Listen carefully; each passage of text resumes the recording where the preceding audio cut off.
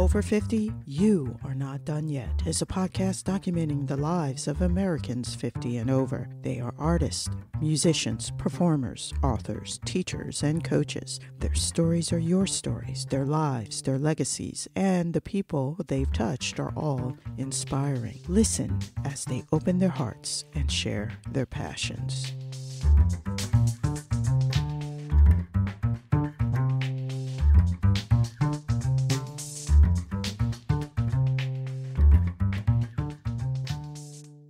There's always a story behind the story, right? Yes. What's your story? Well, huh? What's your story? Oh, my goodness, I don't know where to begin. This is Nadine O, host of the Over 50 You Are Not Done Yet show. I'm feeling truly blessed today. Blessed to be alive. Blessed to be speaking with you today. And blessed to have met some pretty amazing souls. One of those souls is Broadcast Pioneer and author Joaquin Bowman. He's written several books, two of which we will speak about today. Tadville, A Brother's Story of Living with Asperger's, and Letters from Dollie. And although he is no longer with us, I will cherish our conversations forever. Take a listen.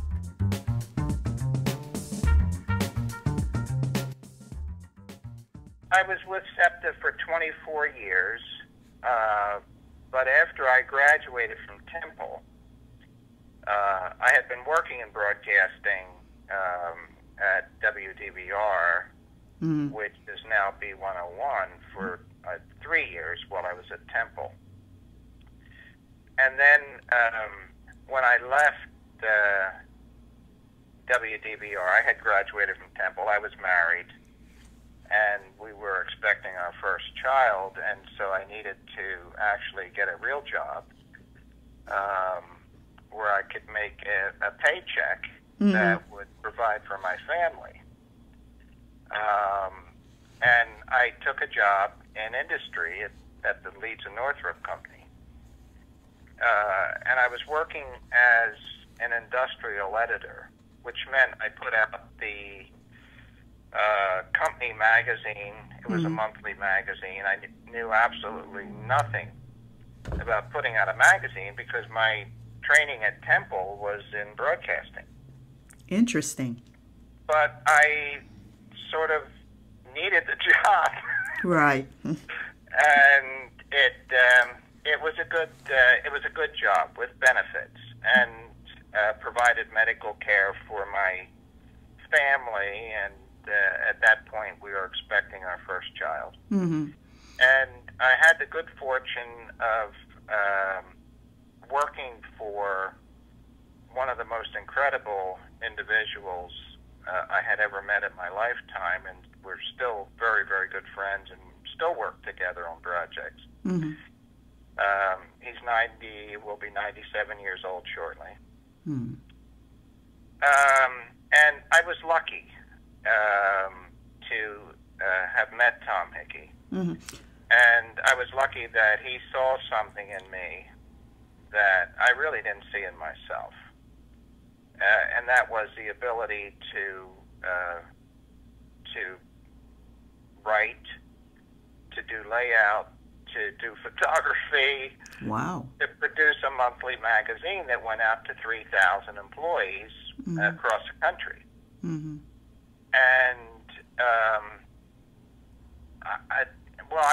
I have to say, I think Tom had more faith in me than I had in myself. And when he offered me the job, I took it. And he gave me, he was my mentor, and gave me some great advice on how to do it. Right. And then he stepped back and said, well, now do it. You're on your own. But when I look back over my life and the experiences I had, even as a child, where we moved frequently and I had to adapt from one group of kids to another, to one school to another, all the way from Los Angeles to Philadelphia, and back again, and then back again. my parents moved frequently, Mm. that I learned to adapt. And so I used those skills that I had in my first job. I worked for Tom for 3 years, then he went to SEPTA. I went to SKF Industries that made bearings. Mm-hmm. Things kind of developed, and I worked for SKF for 3 years. And then Tom, who had, like I said, been at SEPTA, hired me at SEPTA Mm-hmm. as a manager for public relations. I represented SEPTA mainly with the news media Mm-hmm. in that job. And again, I had to learn, because I really wasn't dealing with the news media in prior jobs. I had to learn, how to do press releases, how to speak to the media, how to represent a major organization. So again, I had to adapt. You're listening to the Over 50 You Are Not Done Yet show. I was born in Los Angeles, Mm-hmm. and we lived there a couple of years, and my parents, who were from the East Coast, decided to move back to Pennsylvania, Mm-hmm. to Philadelphia area. Mm-hmm. And, I was constantly yanked from one place to another. Mm-hmm. I learned to make friends. I learned to talk to people. Mm-hmm. I learned how to be accepted into the clusters of people that I dealt with. And then we would move back to Los Angeles, and from Los Angeles move back to Philadelphia. My parents really couldn't decide which coast they wanted to live on. Hot, cold, they couldn't decide. Hot, cold, whatever. Well, their family was here. Their family was also in Los Angeles. And, I was born in 1944, and there was a lot of opportunity in Los Angeles for jobs. Mm-hmm. My father was a tool and die maker. My mom was basically a stay-at-home mom. And and I think they enjoyed the process of moving. Mm-hmm. I'm not sure they really gave a lot of thought to the idea that my brother and I, and eventually my two sisters, weren't going to have long-time friends because we were constantly on the move. Mm-hmm. But I think I learned some skills in that process.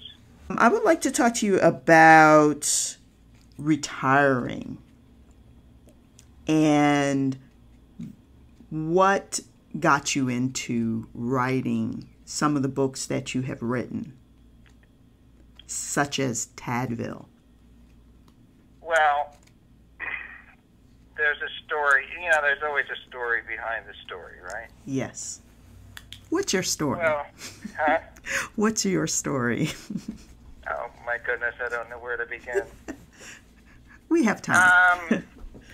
My brother and I had, as I said, an unusual childhoods, both of us, because we were moving constantly. And I can't say that my brother and I were close. We were 2 years apart, but he would not really consider me his friend. Mm-hmm.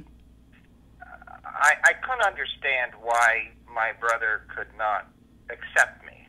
Mm-hmm. And this was kind of something that bothered me for my entire life with my brother. And, my brother died when he was 52. Mm-hmm. I was 49 when he Mm-hmm. died. And I couldn't feel an attachment to my brother, even though I tried. I really wanted him to love me and to be my friend, but I never felt that was part of our relationship. Mm-hmm.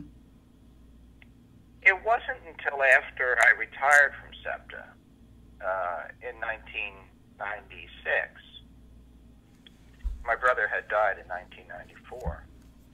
And I started teaching. My wife was a teacher, and she still had some time to go before she retired.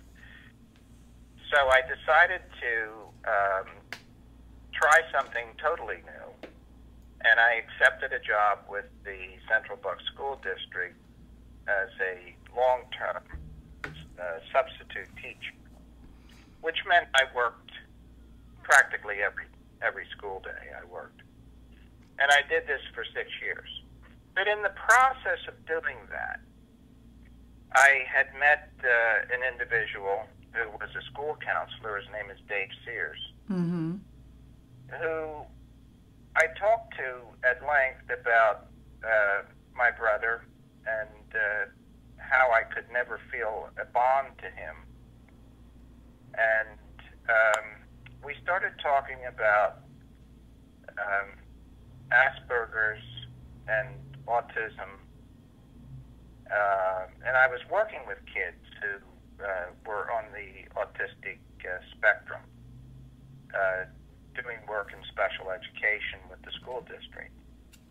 And I saw some parallels, actually, between some of the kids I was working with and some of the things that I saw in my brother. And I really give the credit to Dave Sears for turning me on to things that books I should read, people I should talk to. And I wanted to try to find any parallels between kids with Asperger's and the way that my relationship with my brother had developed, and whether Asperger's or some degree of autism could have been involved in our relationship. What did you find? Pardon me? What did you find out? Well, the more I researched, and I read the books that Temple Grandin had written and others, and I could really see that there was something going on with my brother, and I also suspect my mother, that had to do with Asperger's, which, is on the autism spectrum. More with author Joaquin Bowman coming up. When my brother was born, he was born in 1942, and his actions were unusual, even at that time. And I'm not going to get into a lot of detail because Sure. No, we I don't understand. have time. But you could see that he was different. And even though he had a family and he was a teacher in Philadelphia, a graduate of Penn State, that there were problems with his interaction with people and with his family, and I was part of the family too. And that led me to do a lot of research on the subject, and it also led me to write the first book that I wrote, which is called Tadville. Tadville was really his world. His name was Thaddeus. We called him Tad. And he really, as children, we had an imaginary sort of a little town that we created. And like I said, we moved so much that even though he didn't like me very much, that I was his companion. And we created this little town that we could carry from Burbank, California to Philadelphia, and the little town was called Tadville. Cute. And he was always, of course, the top dog. He would either be the mayor or the head of city council, and I would be, serving him in some capacity or another. Of course. You're the younger brother. And, it's a long story, which you don't have the time to get into, but it's a long story, and what I found is that my brother had Asperger's. And today they would really say that he had some form of autism. He was on the autism spectrum. Okay. He was very functional. Like I said, he was married, had 4 kids, taught. But had a hard time. Mm-hmm. And in 1994, he died of a stroke. Things had changed on his job. Mm-hmm. Kids were getting older. He was having more and more difficult keeping control of Mm-hmm. his environment. Mm-hmm. And he was having health issues, and then he died. And after his death, I was trying to put all the pieces together. You know, I was devastated by the loss of my brother, and I was trying to put the pieces together. What was different about my brother? Mm-hmm. And that led me to write the book Tadville, which describes our relationship and things about my brother that, if you read the book, you see that, well, this was rather strange. That was rather strange. There are different things that were very, very unusual about my brother. And I talked to several professionals. Mm-hmm. And one psychologist who deals with young people who are autistic said that there are no two that are alike. That if you met one kid who had Asperger's, we'll use the term Asperger's. If you met one kid with Asperger's, that kid is totally unique. You've met one kid with Asperger's. You can't say that there's another one like him or her. That each one is an individual. And my brother certainly was an individual. And he had his own idiosyncrasies, Mm-hmm. Which I found later that really, when you look down through our family tree, that it really was passed from one generation to the next. And as I say, I suspect my mother had some form of autism, or if we want to use the term Asperger's. Hey there, don't forget to subscribe to our show. More coming up. I self-publish because I guess I'm thin-skinned. First of all, I don't consider myself to be, a grade A writer. I can write, but I don't consider myself to be a professional writer. It is your story. Well, it's my story, but it's not a story that would appeal to a lot of people, and maybe it could be better told. Well, in 2010, I published Tadville. mm-hmm. I had stopped teaching after my wife retired. She retired in 2003 as she was a trained professional teacher, high school teacher. And I retired from teaching in 2004 and published Tadville in 2010. So I really put a lot of work into my research and to talking to people, Mm-hmm. to try to figure out what was going on within our family. And then I decided to publish. Of course, all first-time writers out of the box want to have a mainstream publisher. And I tried, Mm-hmm. but like I say, I don't consider myself a writer. So Mm-hmm. I really was trying to partner with somebody Mm-hmm. to write my story. And I wasn't having a lot of luck, so I decided to self-publish. And I'm glad I did, because, once the book was published, I felt a sense of relief. And I also was able to work with other family members who were also scratching their heads about my brother and why he died when he as early as he did. Mm-hmm. We put our heads together, and I worked with a neuropsychologist on the subject, and others who dealt with kids with autism and Asperger's, and put the story together. And I felt a great sense of relief once it was published. Joaquin, listening to you talk about this, I just think it's so wonderful that not only you produced a book about your story, but that it's out there for other people that might be going through something similar. Well, Nadine, it was something that I had thought that would be important for people. Mm-hmm. And I know there are a lot of families who are struggling with their kids Mm-hmm. Who are on the autism spectrum. Mm-hmm. And I've met a lot of people, and I've talked to a lot of people, and I'll give my book to people who Mm-hmm. would like to read it.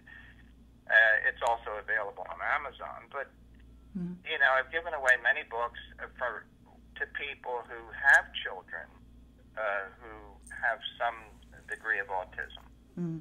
and I think it's been helpful. I hope it's been helpful, and I saw that as the reason to do it. I never did it with the idea, well, this is going to make me money. Mm-hmm.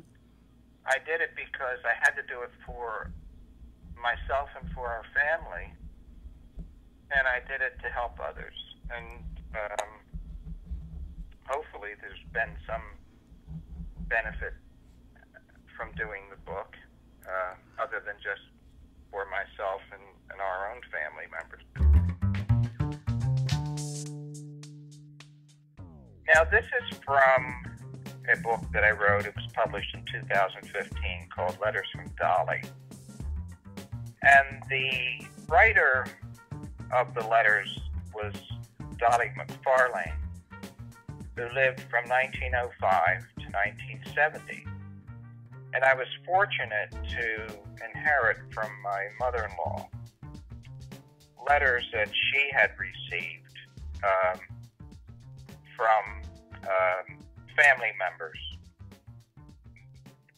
a box of letters that were written by Dorothy McFarlane, Dollie, to her friend Hazel Hippler. This was a letter that Dollie wrote on June 11th, 1923.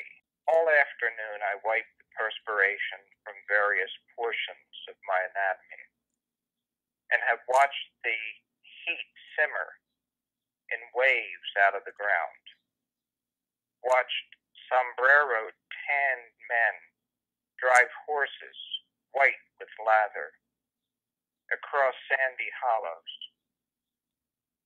To turn and typewrite madly, wipe away more sweat, turn and watch tractors crawl through the blazing sunshine. There, a line of trees, greener than grass against the blue burning skyline. A mule team passes. The mules back their heads to bray. Dollie was exceptional, and my mother-in-law often talked about Dollie in these letters, and to think that they might have been discarded makes me very sad. Mm-hmm. And I was very happy that I took the time to read them, and I reread them, and I couldn't believe the skill of this woman who was really a prairie woman. She had come over from Ireland when she was a young girl, uneducated. And the family lived out in the Midwest. And she really didn't get much schooling. But yet she had the gift of being able to write. She loved classical music. She married a guy that also loved classical music. Mm-hmm. And they basically were farm people. And she wrote, and she wrote, and she wrote. And I was very, very fortunate to be the one who received this package of letters. And, I mean, what I read is just one small, tiny fragment of Dollie's Mm-hmm. description of what it was like to be in that portion of the country at that time. But important. And there was a sense of hope, and yet there was this hopelessness Mm-hmm. where people were struggling. These were hard times. Mm-hmm. I know that she was also published in women's magazines, Mm-hmm. but with all my research, and I've had others help me in this regard, I can't really find the publications that used her work. Mm-hmm. But she was a published writer. She was also a woman who would do a lot of things to put food on the table. When times were tough, I know she made dolls that she sold, character dolls. Sure. Probably a version of like the American Girl dolls. She was making them and selling them. She was a woman who was a survivor, and she talked about it with her writings. Now, when did she pass? Dollie died in 1970. They had moved from the Midwest. I believe they had 2 children. And I believe from my research that the children had moved to California, and Dollie and her husband followed them west. And so she died in California. And the last writings I have from Dollie are really the late 1940s. Wow. And I don't know what she did between that period and 1970 when she died, whether she continued writing or not. But that's where I lose track of her. And so I had these letters, and when I did my trilogy on my life, and I was also working with Tom Hickey to publish his books, I published these letters from Dollie in 2015. It was an act of love, and it was really out of respect for my mother-in-law. I loved my mother-in-law. I don't know how many people say that, but I did. She was a very good and generous woman, and saw that what she gave me, I guess that was my inheritance, but what she gave me was really quite a fabulous gift, the gift of these letters. And I didn't take the time to really read the letters until my retirement. This was during my retirement. And then began to appreciate the gift that she had given me.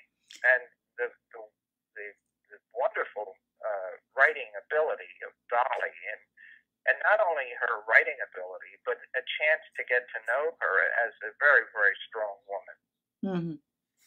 That is way ahead of time. That is so interesting to me. That is so interesting to me that it took that shift, that time where you had retired, and then you rediscovered those letters, this gift from your mother-in-law. Well, the benefit of retiring, especially, I retired at 52. The benefit of retiring was I had time, which I really never thought I would have in my lifetime, is the time to do things. And one of the things was to sit down with this box of letters and to really delve into them and to really study the letters and to study the language. What would you say to people who are approaching retirement, considering retirement, or forced to retire, about that second half of their life? Well, in the old days, when I was working in industry, people didn't retire till they were 65. And unfortunately, I knew many, especially men, who retired, and within a few years they were dead. I don't know. I don't know all the answers, and I think it's different where someone chooses to retire or they're forced to retire. So, I think people who are retired need to have that sense of purpose. You need to have a reason to get up in the morning. I remember my mother-in-law saying to me, unfortunately, she died of cancer. She was sorry to hear 79 years old. She was always very busy, and then she retired. And she said to me, I just don't know how to fill my days. And that's sad. That's a tough thing. If you get up in the morning and you have nothing to do, that's where it gets hard. And people that talk to me about, I'm thinking of retirement. I always ask the question, what are you going to do after you retire? What are you Good going to do with question. yourself? You know, and that's a real important question, because you have to have a reason to go on. I taught, I wrote, I helped other people write. Those are the things I did.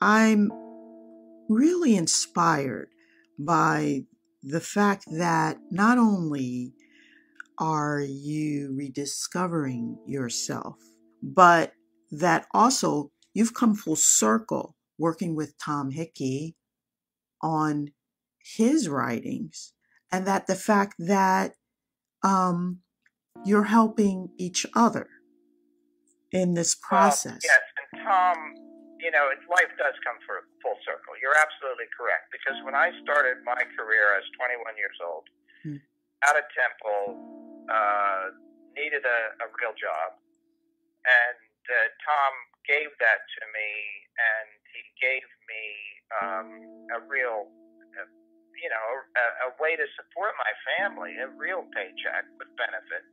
And I always felt that I owed Tom a great debt. I owed Tom my career. So later on, you know, when Tom was in his 90s and he was looking for a sense of purpose, and I said, Tom, what is it that you really would like to do? You know, I guess you would call it a bucket list.